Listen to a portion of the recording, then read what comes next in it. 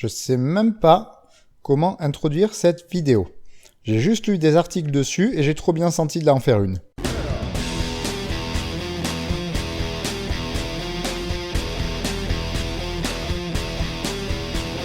Alors, la mythomanie, c'est en fait un sujet finalement pas assez étudié.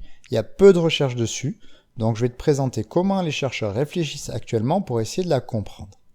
Actuellement, la mythomanie, ou ce qu'on appelle le mensonge pathologique, c'est classé nulle part. Ça n'a pas vraiment de statut officiel. La grande question que se posent les chercheurs, c'est est-ce que la mythomanie finalement c'est une pathologie à être seule, ou alors est-ce que c'est un symptôme, c'est-à-dire c'est le signe d'une autre pathologie? Bon, et avant de répondre à la question, on va contextualiser un peu l'histoire. Bon, le mensonge, en fait, c'est normal. En moyenne, les gens, ils mentent 2 fois par jour. C'est un outil très pratique. Alors, je sais que tu vas t'insurger en disant « Mais moi, je mens jamais, c'est dégueulasse !» Et alors, peut-être que tu mens jamais. Et tant mieux pour toi si t'es bien heureux de mentir jamais. Mais sache que quand tu dis à un bébé qu'il est beau, tu mens sûrement. On sait tous que c'est moche, un bébé, quand ça naît. Et quand ton collègue te demande si ça va, et que tu réponds à côté juste parce que t'as pas envie de parler, eh ben c'est un mensonge. Tu lui dis que tu vas bien alors que ça va pas, mais t'avais pas envie de le parler. Bon alors, si le mensonge c'est un comportement humain normal, c'est quoi un mensonge pathologique? Il n'y a pas vraiment de véritable définition, mais on retrouve plusieurs points chez la plupart des auteurs. Déjà, ils disent qu'un mensonge pathologique, ça doit être un mensonge qui est répété. Si un mec, il invente une fois une grosse connerie, c'est pas un menteur pathologique. Ça peut être pour plein de raisons en plus. Il faut aussi que le mensonge soit compulsif, c'est-à-dire en fait impulsif, que le menteur il n'arrive pas à se retenir de le faire, le mensonge. On parle avec la personne et paf, une seconde après, tel mensonge qui sort, sans que la personne puisse contrôler correctement son comportement. Donc, quand une personne prévoit ses mensonges longtemps à l'avance, il est possible que cela soit normal, qu'il te cache juste, qu'il te trompe, qu'il aille voir son amante. Si aussi une personne raconte sa vie en faisant croire qu'il se passe quelque chose, en exagérant ses émotions, en te noyant dans des stimuli dans tous les sens pour te cacher le vide de ce qu'elle raconte, c'est pas un mythomane, c'est juste quelqu'un qui essaie de vivre de YouTube. Et le troisième point qu'on retrouve souvent dans la définition du mensonge pathologique, c'est que l'intérêt du mensonge n'est pas évident. Quand une personne ment clairement pour une récompense ou gérer un facteur externe, donc quand un mec, par exemple, quand son copain dit « on fait ça », il dit que c'est une très bonne idée à tout le monde, et quand c'est le mec d'à côté qui dit « on fait ça », il dit que c'est de la merde ce qu'il faut faire et c'est honteux, bah c'est pas un menteur pathologique. C'est un mec qui a envie qu'on vote pour lui. Et c'est sur ce dernier point qu'on a un gros problème de définition, car quand est-ce qu'on décide qu'une personne ment sans aucun intérêt derrière? Parce que même quand tu bouges tes jambes, on peut se dire qu'il n'y a aucun intérêt à bouger tes jambes sur ta chaise, sauf que tu réponds sûrement à une décharge physique qui a besoin de sortir, ou un besoin de bouger de ton corps. Donc il y a un intérêt, même si on ne le voit pas directement. Pareil pour les tocs. Ça a l'air sans intérêt souvent les tocs, mais ça permet de réduire l'anxiété et relaxer ton système moteur. Donc, savoir à partir de quand on a une bonne raison de mentir ou pas, c'est un critère pas très pertinent actuellement. Alors, il y a d'autres questions aussi sur le mensonge pathologique qui n'ont pas forcément de réponse actuellement. Comme par exemple, est-ce que le menteur est conscient de ses mensonges ou pas? Des fois oui, des fois non. Quelle est sa réaction quand on le confronte à la réalité? Des fois, il y en a en fait qui effectivement vont nier complètement la réalité, et d'autres, au contraire, ce qu'ils vont faire, c'est qu'ils vont mixer la réalité avec des mensonges pour en fait justifier leur mensonge, et donc créer des mensonges sur des mensonges, avec des parts de vérité de temps en temps. Combien de fois aussi, question, il faut mentir par jour pour que ça soit pathologique? Ensuite, est-ce que le mensonge doit pourrir la vie de quelqu'un pour être pathologique? Comme la plupart des maladies psy, on dit que c'est pathologique quand on commence à pourrir la vie des gens. Si par exemple, t'as un mec qui vend des livres sur des mensonges compulsifs, sans raison valable apparente, mais que du coup il vit du mensonge, est-ce qu'on considère ça comme pathologique? Vu qu'en fait, il vit correctement grâce à ces mensonges. Et bien en fait, tout ça, ça n'a pas actuellement de réponse sur la définition du mensonge pathologique. Pour l'instant, on n'a pas assez de critères clairement définis pour dire à une personne « Bon, là, ton mensonge, c'est pathologique. » Là, ça l'est pas. Donc, du coup, pour définir ce que c'est actuellement et comprendre ce que c'est, les chercheurs, ce qu'ils font, c'est qu'ils comparent le mensonge pathologique à d'autres pathologies qui pourraient y ressembler pour comprendre ce qui se passe. Donc, on va voir la liste, là, actuellement, des pathologies qui pourraient faire penser à un menteur pathologique et voir si le mensonge peut être le signe d'une de ces pathologies ou pas. Bon, le premier, c'est la simulation des symptômes que tu utilises, par exemple, pour obtenir un arrêt de travail, une compensation des assurances après un accident. Ça peut servir pour obtenir un meilleur jugement social, mais selon les chercheurs, cette simulation de tes problèmes, la raison de ces simulations, elle est trop évidente pour considérer ça comme de la mythomanie, parce que la raison, elle est apparente, c'est un gain souvent financier. Ensuite, on a le syndrome de Ganser. Alors, c'est un peu difficile à décrire ce que c'est. En gros, ce sont les gens qui simulent une maladie psychiatrique en s'inventant des hallucinations, en répondant parce que fourmi quand on le demande où il était, qui oublient plein de choses, qui font semblant de rire pour rien, qui font semblant d'oublier plein de choses. En gros, c'est quelqu'un qui joue ce qu'il voit dans les films de la maladie mentale. Une caricature faite par des gens qui n'ont jamais vu de trouble psy en fait. Ici, c'est pas du mensonge pathologique, parce qu'en fait, le discours, il est pas cohérent. Le mensonge, il est pas cohérent. La personne, elle surjoue l'incohérence.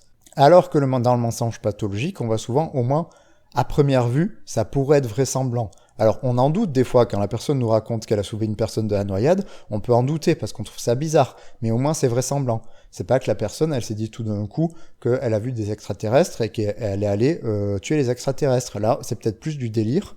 Justement, c'est la troisième partie. Est-ce que le mensonge pathologique, c'est un délire? Le délire, je t'en ai donné une grosse définition dans la vidéo que je vais mettre en lien au-dessus, en haut à gauche, je crois, ou à droite, je ne sais plus. Et le problème, comme je disais, c'est que dans les délires, il y a une distance avec la réalité qui est bien plus grande que dans la mythomanie. Après, ce qu'il y a, c'est la confabulation. Est-ce que c'est de la mythomanie? Est-ce que ça vient de la confabulation? Alors, la confabulation, c'est une élaboration de tes trous de mémoire. Donc, par exemple, par rapport à certains types d'amnésie, un patient, au lieu de dire qu'il ne sait pas parce qu'il a oublié, son cerveau va créer un faux souvenir. C'est un problème neuro qui ne ressemble pas au mensonge pathologique, comme les démences ou la nosognosie. La nosognosie, par exemple, c'est un problème neuro où une personne n'arrive pas à remarquer qu'elle a un problème.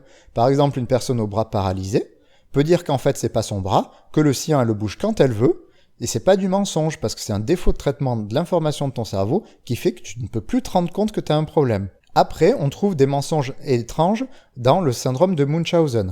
Alors, c'est une pathologie où une personne va se créer des symptômes pour avoir le rôle du patient et obtenir de l'attention ou autre chose. La différence ici, c'est qu'apparemment, les menteurs jugés pathologiques veulent rarement obtenir un statut aussi peu reluisant que celui d'un patient. Souvent, on retrouve dans le mensonge pathologique, on les retrouve en train de mentir afin de se créer une plus grande importance qu'ils n'en ont. Tu verras donc pour l'instant là, il n'y a aucune de ces pathologies où on trouve des discours incohérents ou des mensonges qui ne ressemblent à ce qu'on observe dans le mensonge pathologique tel qu'il est décrit dans les recherches actuellement. Et finalement, par contre, tu as une pathologie où on retrouve pas mal de menteurs pathologiques, c'est les troubles de la personnalité. Par exemple, chez les antisociaux, on voit du mensonge par pure satisfaction de foutre la merde ou faire du mal à des gens. Chez les histrioniques, c'est le nouveau mot pour les hystériques, c'est surtout pour obtenir de l'attention. Chez les narcissiques, c'est pour protéger leur ego. Chez les borderline, c'est pour garder une certaine cohérence de leur identité ou obtenir la présence de l'autre. Donc, je vais passer plus de temps sur les troubles de la personnalité, car c'est dans ces catégories-là, dans cette pathologie-là, qu'on le retrouve le plus, ce qui pourrait ressembler à de la mythomanie. Je te fais un résumé de ce que c'est un trouble de la personnalité, mais t'as déjà plein de vidéos dessus. T'arrives au monde avec ton tempérament, une certaine sensibilité avec certaines choses, comme l'attention, le jeu, la sécurité. Et t'es éduqué par des gens, et ton cerveau, il va apprendre à vivre dans ce monde en faisant un mix de ce que tu es à la base, et de ce que tu apprends, ce qui va construire ta personnalité. Et évidemment, comme jamais personne ne part avec les mêmes cartes, et que ton environnement n'est jamais le même en fonction des gens, chacun construit sa personnalité de façon unique. Et au fur et à mesure que tu grandis, tu as un recul de plus en plus grand sur toi, tu es capable de mieux en mieux de gérer ta personnalité, pour faire en sorte de ne pas souffrir de ton propre comportement. Et cette amélioration, en général, elle vient juste parce que ton cerveau mature, et aussi parce que tu apprends de nouvelles stratégies sur toi, sur ce que tu es, comment vivre avec les autres. Sauf que cet apprentissage sur toi-même, et la gestion de toi-même et de ta personnalité, parfois, il n'arrive pas. Et les gens restent bloqués à des réactions enfantines et rigides qu'ils n'arrivent pas à contrôler. Par exemple, un adulte jaloux va péter un câble pour garder sa conjointe près de lui, comme un gamin de 5 ans pète un câble pour contrôler ses parents. Un mec va taper sur les gens pour obtenir ce qu'il veut comme un gamin de 2 ans. Et en psycho, on ne juge pas les comportements directement, car on a le droit de péter des câbles ou de taper des gens dans certaines situations. En psycho et en psychopatho surtout, on juge pathologique le comportement, car la personne va se pourrir la vie à cause de ce comportement. Et surtout parce qu'elle ne peut pas s'empêcher d'avoir ces réactions. Donc taper les gens quand tu es sur un ring de boxe, c'est valable. Taper les gens partout dans ta vie, ce n'est pas valable. Et encore moins valable si tu ne peux pas t'en empêcher. là on tombe effectivement dans potentiellement un trouble de la personnalité antisociale. Bref, un trouble de la personnalité, c'est pas un problème de ta personnalité, mais de la gestion de ta personnalité.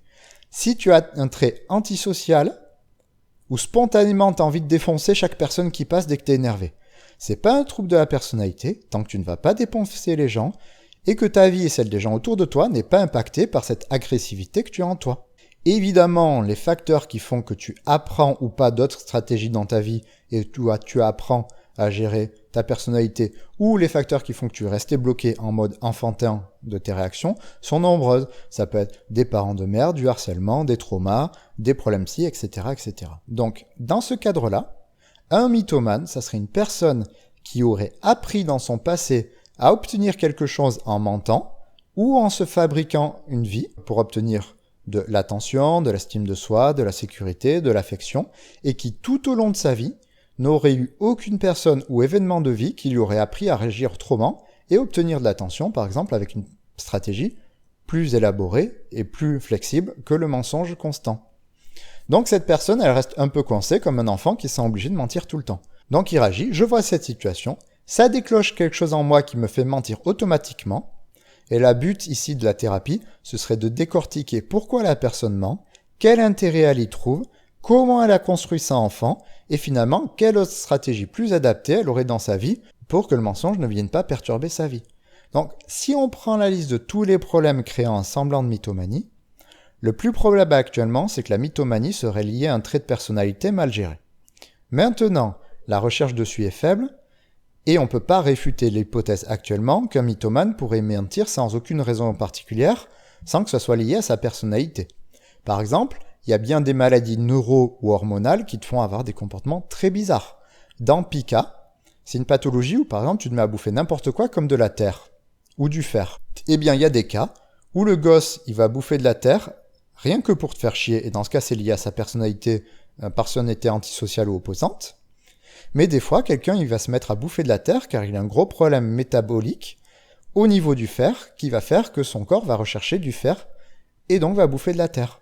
Donc, il n'est pas dit qu'il y aura un problème métabolique, neuro ou hormonal qui déglinguerait le cerveau des gens et qui les ferait mentir compulsivement, même si actuellement, c'est pas l'hypothèse la plus probable. L'hypothèse la plus probable, ce serait que ce serait un trait de personnalité ou une stratégie qu'a trouvé ta personnalité pour obtenir ce qu'il veut. Et que comme les gens avec trouble de la personnalité, ce comportement, tu n'as pas de contrôle dessus, comme les gens qui n'ont pas de contrôle sur l'énervement et qui pètent tout dès qu'ils sont énervés. Voilà, actuellement, c'est à peu près comment je peux te résumer ce qu'on sait sur la mythomanie. Il n'y a pas grand-chose, mais c'est déjà pas mal. Et si tu as envie de se renseigner sur d'autres pathologies ou sur d'autres problèmes psy, bah, t'as ma chaîne et tout ce qui pourra s'en suivre. Voilà, bonne journée.